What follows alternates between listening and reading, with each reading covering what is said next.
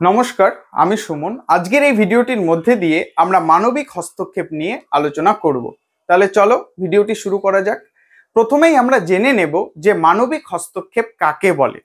যখন একটি দেশের ভেতরে বসবাসকারী নাগরিকদের মানবাধিকার ব্যাপকভাবে ও গুরুতর হারে লঙ্ঘিত হতে থাকে এবং সেটিকে রোধ করার জন্য অপর কোনো রাষ্ট্র সেই রাষ্ট্রের অনুমতি না নিয়েই হস্তক্ষেপ করে, তখনই তাকে মানবিক হস্তক্ষেপ বলে।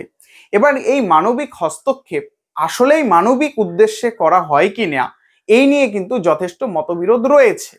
কারণ কিছু লোক মনে করেন যে মানবাধিকার লঙ্ঘনের যে ঘটনাটা দেখানো হয় মানবিক হস্তক্ষেপের ক্ষেত্রে, যে মানবাধিকার লঙ্ঘিত হচ্ছে বলেই মানবিক হস্তক্ষেপ করা হচ্ছে, এক্ষেত্রে হস্তক্ষেপকারীর অনেক সময় নিজস্ব এজেন্ডা বা উদ্দেশ্য লুকিয়ে থাকে এবং সেগুলো সে চরিতার্থ করার জন্যই এই মানবিক হস্তক্ষেপের পথ অনুসরণ করে।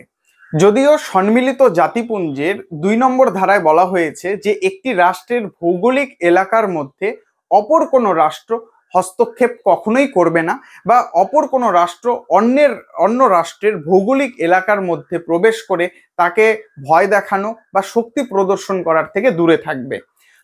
তবে যারা এই মানবিক হস্তক্ষেপের পক্ষে, তারা মনে করেন যে কোনো দেশে যদি বন্যা বা কোনো প্রাকৃতিক দুর্যোগ দেখা দেয় এবং সেই প্রাকৃতিক দুর্যোগের ফলে মানুষের জীবন যদি ক্লিষ্ট হয়ে পড়ে বা সেখানকার মানুষ যদি অনাহারে পড়ে বা কোনো অত্যাচারী শাসনের প্রতি মানুষ যদি একেবারে তিক্ত হয়ে যায় বা কোনো অত্যাচারিত শাসকের শাসনে মানুষের জীবন যদি বিপন্ন হতে বসে বা সেখানকার মানুষের মানবাধিকার যদি লঙ্ঘিত হতে থাকে সেই শাসকের দ্বারা, তাহলে কিন্তু অপর কোনো রাষ্ট্র সেই রাষ্ট্রের অনুমতি না নিয়েই হস্তক্ষেপ করতে পারে। এটা হলো মানবিক হস্তক্ষেপের একটা সুফল, যে একটা অত্যাচারিত শাসনের হাত থেকে মানুষকে মুক্ত করা যেতে পারে। এবার আমরা জানবো যে এই মানবিক হস্তক্ষেপ করার আগে কোন কোন বিষয়গুলো মাথায় রাখাটা অত্যন্ত জরুরি। প্রথমত হলো, যারা হস্তক্ষেপ করবে তাদের এই হস্তক্ষেপ করার বৈধ ক্ষমতা আছে কিনা, তাদের বৈধ যে অনুমতি, সেই অনুমতি দেওয়া হয়েছে কিনা, প্রথম কথা। দ্বিতীয় কথা হলো, এই মানবিক হস্তক্ষেপের নামে প্রথমে সামরিক হস্তক্ষেপ করার আগে সেই রাষ্ট্রের বিরুদ্ধে বিভিন্ন স্যাংশন লাগাতে হবে। বিভিন্ন স্যাংশন লাগিয়ে তাকে অর্থনৈতিক ক্ষেত্রে একবারে একাকিত্ব করে দিতে হবে। এই সকল করেও যদি তাকে আটকানো না যায়, তারপরে এই সামরিক হস্তক্ষেপ করা যেতে পারে।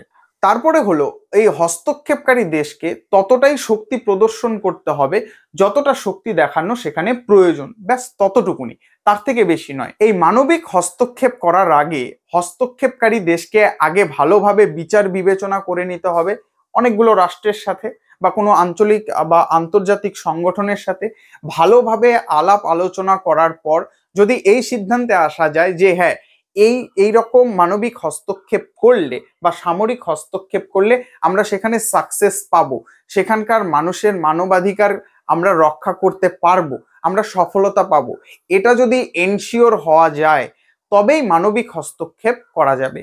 আর অন্যথায় সেখান থেকে সরে আসাটাই শ্রেয়। তো এই ছিল আজকের ছোট্ট একটি ভিডিওটি ভালো লাগলে অবশ্যই ভিডিওটিতে একটি লাইক, কমেন্ট এবং চ্যানেলটিকে সাবস্ক্রাইব করে দিও। Thanks for watching and listening.